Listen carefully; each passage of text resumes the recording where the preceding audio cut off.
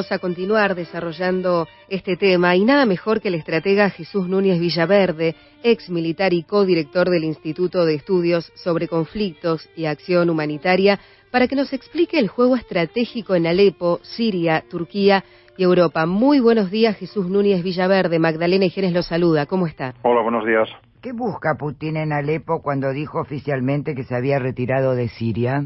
Bueno, hay que entender que Putin es un maestro en los gestos llamativos. Ya lo había hecho anteriormente cuando trató de presentarse como un defensor de derechos humanos protegiendo a Snowden, o tratando de frenar lo que parecía un gesto belicista por parte de la administración Obama, cuando en realidad Putin está implicado militarmente desde hace mucho tiempo en Siria, en la misma medida en la que Siria ya fue un peón fundamental de la Unión Soviética durante la época de la Guerra Fría. Por lo tanto, Putin no se ha retirado en ningún caso. Ha redesplegado algunas unidades, pero sigue implicado tanto en el apoyo aéreo como con unidades terrestres, porque le interesa claramente que el régimen se mantenga y, por lo tanto, ha permitido ya desde octubre hasta ahora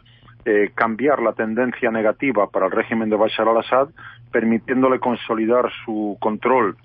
de las zonas vitales de Damasco, Alepo y la costa mediterránea de Latakia, y permitir que ahora vaya ganando espacios. Recordemos que acaba de conquistar Palmira y que por lo tanto pueda seguir adelante consolidando a ese actor que le resulta fundamental también por cuestiones estratégicas navales. Recordemos que la base naval de Tartus en el Mediterráneo es el único punto de apoyo de la flota de guerra rusa en todo el Mediterráneo y por lo tanto eso también es un elemento a considerar. Dígame, y por ejemplo, ¿el objetivo de Putin es desestabilizar a Europa con una nueva ola de refugiados o buscar restablecer las negociaciones de paz en Ginebra, que hasta ahora son un fracaso, fortaleciendo al dictador al-Assad y para su futura transición? Creo que Putin no tiene la capacidad para crear una crisis que, por otro lado, tiene su propia dinámica. La Unión Europea está reaccionando de forma absolutamente insuficiente, absolutamente vergonzosa a la crisis de los refugiados, porque no está cumpliendo con sus obligaciones jurídicas en la medida en la que ha firmado el Estatuto de los Refugiados de 1951. Pero cuando intentamos buscar motivaciones a lo que Rusia está haciendo en Siria, hay que conectar eso inmediatamente con Ucrania, entendiendo que Ucrania es un elemento vital para Rusia, cosa que no ocurre con Siria, y que por lo tanto Rusia lo que está intentando es conseguir un entendimiento con Estados Unidos, dicho en términos muy directos, en la medida en la que Rusia trata de evitar que Estados Unidos influya en Ucrania, puede estar dispuesto a ceder algo más en Siria. Y por lo tanto lo que ha buscado Moscú en Siria es tener una base de negociación que conecta directamente, como digo, con ese interés vital de mantener a Ucrania bajo su influencia. Señor Jesús Núñez Villaverde, habla María Laura Viñolo desde París y lo llevo de Putin a Erdogan, de Rusia a Turquía y sus consecuencias. El presidente Erdogan dijo que no piensa cambiar la ley antiterrorista en Turquía en retorno por visas libres para los turcos en Europa. ¿Esto quiere decir para usted que el acuerdo de la Unión Europea-Turquía se cayó porque el primer ministro renunció y no hay más interlocutor? ¿Qué pasará a partir de ahora? Yo creo que Erdogan está intentando sacar tajada de una coyuntura que le resulta favorable a sus intereses. En la medida en la que la Unión Europea está sufriendo esa crisis de refugiados y no tiene capacidad real política para responder de manera adecuada, cumpliendo con sus obligaciones, la Unión Europea está intentando que Turquía haga el trabajo sucio de soportar la carga que significa esa población refugiada, fundamentalmente de Siria, pero también de otros países. En función de eso, Erdogan sabe que ahora mismo, durante un corto periodo de tiempo, está en condiciones de poder exigir a la Unión Europea, por ejemplo, la eliminación del visado para que los turcos puedan entrar en el espacio Schengen,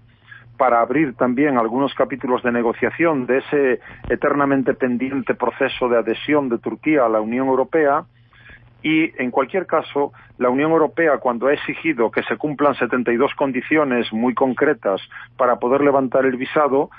Una de ellas es la ley antiterrorista turca, pero Turquía puede argumentar que eso afecta a intereses vitales del país y que, por lo tanto, al no estar dispuesto a modificarla, está intentando tensar la cuerda para que Bruselas finalmente acepte que esa ley no se toca y que, sin embargo, como necesita la Unión Europea que Turquía haga esa función de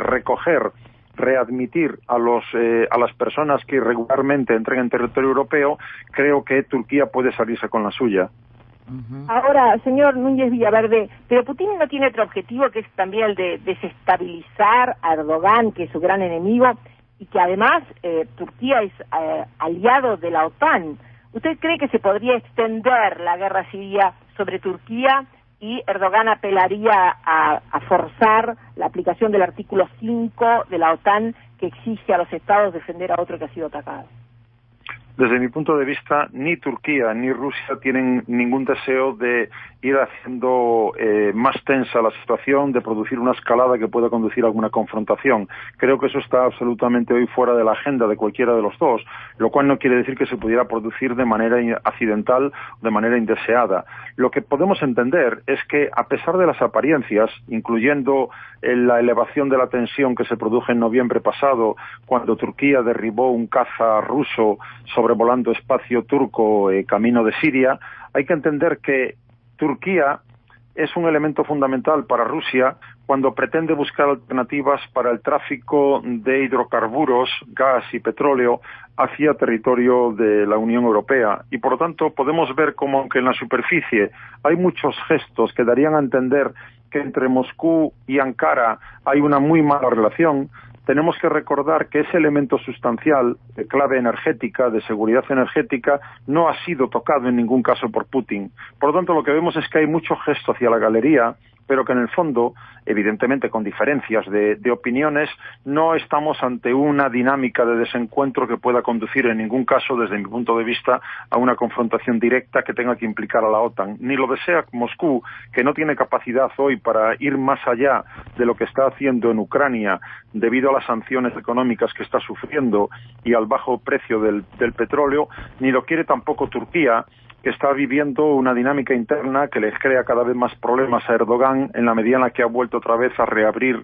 el apartado de los kurdos con una ofensiva militar que le está obligando a dedicar muchos esfuerzos a ese tema. Habla Cristina Veiga desde Brasil. ¿Usted cree cuál va a ser la reacción europea si ese acuerdo se cae? Creo que eso no va a ocurrir. Desgraciadamente la Unión Europea, como digo, hoy está dispuesta, con tal de no asumir la carga que le corresponde en cuanto a la crisis de los refugiados, está dispuesta a aceptar cualquier condición que imponga Turquía a corto plazo. Y esas condiciones ya están en marcha, es decir, los 3.000 millones de euros que inicialmente Bruselas ha comprometido ya